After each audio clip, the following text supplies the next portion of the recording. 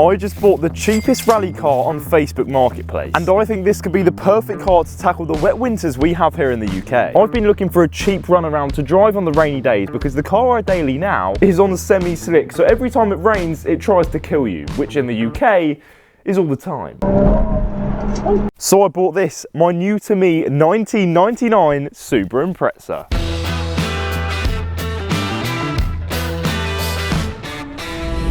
Now, I'll get onto the many problems that it has later, but first, let me show you around. Quite obviously, this is the estate version of the Impreza, which is a good thing because it means we have lots of space in the back, which is currently being occupied by many parts. So the Impreza, in case you didn't know, is actually all-wheel drive, so that's going to make it perfect for when the rain will inevitably come. But being all-wheel drive means we can also do this.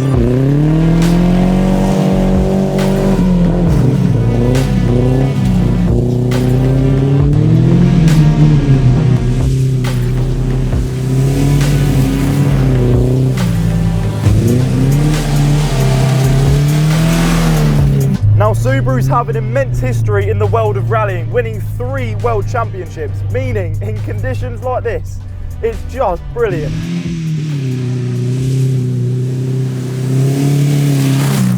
Under the bonnet, you'll notice that there isn't a turbo, and that is because the turboed Impreza is way more expensive. But we don't need no turbo because under the bonnet we have a 2-litre 4-cylinder boxer engine.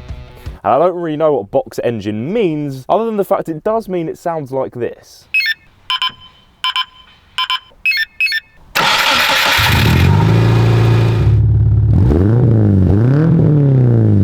Now, it's all well and good having a sporty sounding exhaust, but does it have the power to back up the noise?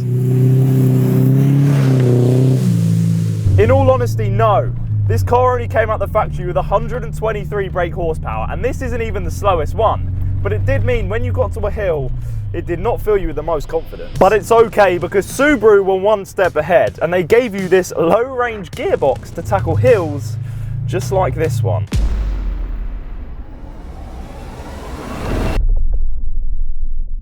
Okay, I'm gonna go low range, 2nd gear to ensure we have enough speed. All right, here we go.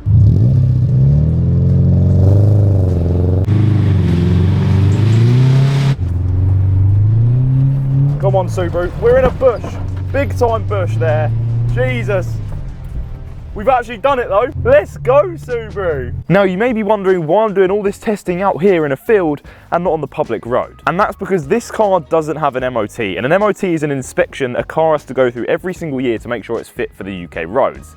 And the previous owner decided he wasn't going to put this through another one. And that brings us on to the things that are wrong with this car and why it wasn't put through its next MOT. For starters, this front tyre is bald. The exhaust has a leak and is incredibly drony. This door appears to have been shot. Plus, it doesn't close properly because of the seal around the window. We have a broken fog light. We have a side skirt here, but for whatever reason, we don't have one on this side. The radio is missing, along with the rear headrests. And last of all, the central locking,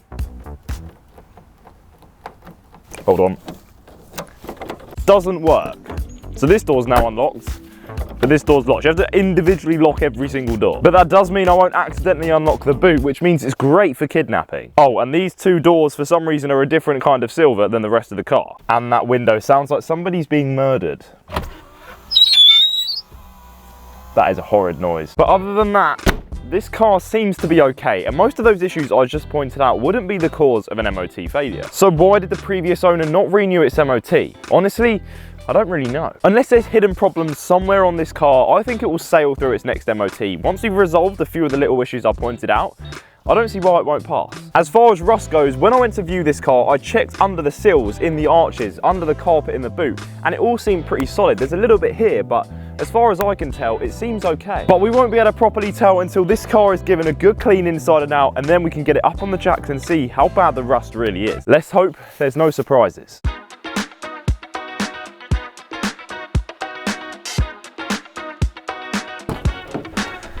It's a good thing no one's invented something which meant you can smell through a screen, because it smells horrible in here, and knowing some of the things that happened previously in this car makes it worse. Now, the previous owner was a really nice chap, but he kept going on about how this car made it really easy to pick up women and how you could then take them to a lay-by and do things. Yeah, I'm gonna get out before I catch a disease.